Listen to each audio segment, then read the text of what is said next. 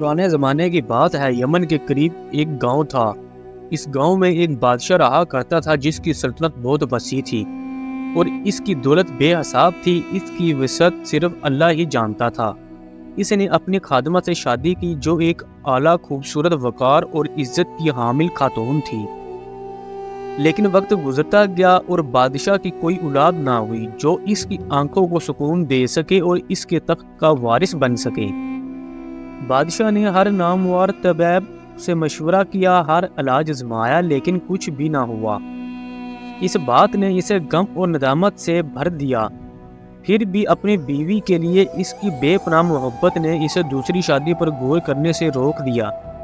ایک رات جب بادشاہ اپنے محل کے صحن میں ٹہل رہا تھا تو اس نے سوچا کہ بوڑھا ہو رہا ہوں، میں نے ابھی تک اپنی سلطنت کا مستقبل کے لیے کوئی انتظام نہیں کیا۔ بیماری اور موت کا کوئی پتہ نہیں کب آ جائے۔ اس کا واحد حل یہ ہے کہ بیوی کو بتائے بغیر خفیہ شادی کر لی جائے۔ صبح اس نے وزیر کو بلایا اور کہا کہ میں ایک لونڈی سے چھپ کر شادی کرنا چاہتا ہوں، یہ معاملہ ہمارے درمیان ہی رہے گا۔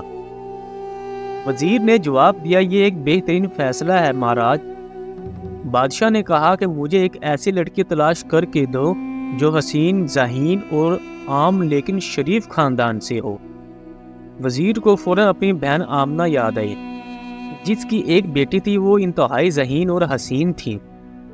وزیر نے اپنی بہن کو بتایا کہ اس کی بیٹی کے لیے ایک اچھی تجویز آئی ہے، شادی سادگی سے ہوگی۔ بہن نے جواب دیا کہ تم جو بہتر سمجھو۔ بادشاہ بھیس بدل کر وزیر کے ساتھ اس عورت کے گھر گیا اور وہاں شادی ہوئی۔ چند دنوں کے بعد آمنہ نے ایک خوبصورت بیٹے کو جنم دیا جس کا نام بادشاہ نے سکندر اعظم رکھا۔ جب سکندر اعظم 6 سال کے ہوئے تو انہیں ایک اسکول میں داخل کرا دیا گیا۔ وہ جلد ہی شعر و شاعری کے ماہر ہو گئے اور اس کی حکمت اور اعلیٰ کردار نے بادشاہ کا دل جیت لیا۔ بادشاہ پریشان تھا کہ وہ اپنی پہلی بیوی کو کیسے بتائے کہ وہ اس کا خفیہ بیٹا ہے۔ اسی دوران اس کی پہلی بیوی حاملہ ہوئی اور ایک بہت ہی شریف بیٹے کو جنم دیا جس کا نام اس نے سالار زمان رکھا۔ جب سالار زمان بڑا ہوا تو اس نے اپنا وقت شکار اور سفر میں گزارا اور اپنی رعایا پر ظلم کیا۔ آخرکار بادشاہ نے اعلان کیا کہ سکندر اعظم اس کا خفیہ بیٹا ہے اور اسے اپنی ظاہری وارث مقرر کر دیا۔ سب نے باخوشی اس فیصلے کو قبول کر لیا۔ سکندر اعظم ایک عادل اور صالح بادشاہ ثابت ہوا، لیکن سالار زمان کے دل میں حسد بھڑک اٹھا۔ ایک دن شکار کے دوران سکندر اعظم ایک ہرن کے پیچھے گیا اور نظروں سے اوجھل ہو گیا۔ سالار زمان اس کے پیچھے آیا اور غداری سے اسے کنویں میں دھکیل دیا۔ سکندر اعظم زخمی ہو کر بے ہوش ہو گئے۔ تھوڑی دیر بعد اسے ایک نرم ہاتھ نے اپنے چہرے کو چھوتا ہوا محسوس کیا۔ اس کی آنکھ کھولی تو سامنے ایک شریف لڑکی نظر آئی۔ اس نے کہا، میں جنوں میں سے ہوں، میرا نام ہیرا ہے۔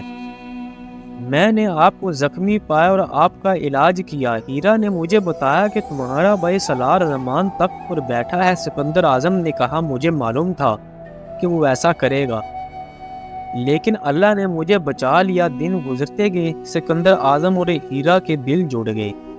آخرکار سکندر اعظم نے کہا، میری ایک ہی خواہش ہے، کاش میں اپنی ماں کو بتا سکتا کہ میں زندہ ہوں۔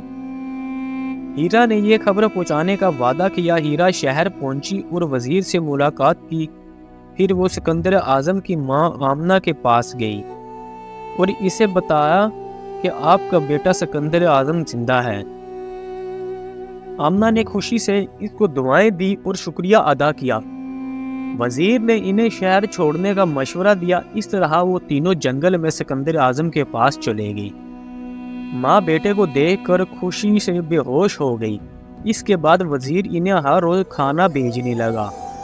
ایک دن حسد کی وجہ سے محل کے باورچی نے زہر سے بھرا کھانا تیار کیا جو اتفاقاً سالار زمان کے ہاتھ لگ گیا۔ وہی کھانا کھانے کے بعد اس کی موت ہو گئی۔ سکندر اعظم نے سجدہ شکر ادا کیا اور اعلان کیا کہ اللہ کے فیصلے بہترین ہوتے ہیں۔ اس کے بعد سکندر اعظم اور ہیرا کی شادی ہوئی اور وہ انسانوں اور جنوں دونوں کا بادشاہ بن گیا۔ اس نے انصاف کے ساتھ حکومت کی اور اس کی بادشاہی میں امن قائم ہوا۔ یہ کہانی ہمیں سکھاتی ہے کہ رات کتنی ہی لمبی کیوں نہ ہو، صبح ضرور ہوتی ہے۔ پوری کہانی سننے کے لیے آپ سب دوستوں کا بہت شکریہ۔ آپ کو یہ کہانی کیسی لگی پلیز کمنٹس میں اپنی رائے دیں، اور ہمارا channel story T V official کو سبسکرائب کرے، بیل آئیکن کا بٹن دبائیں تاکہ ہر آنے والی نئی ویڈیو بآسانی آپ تک پہنچتی رہے۔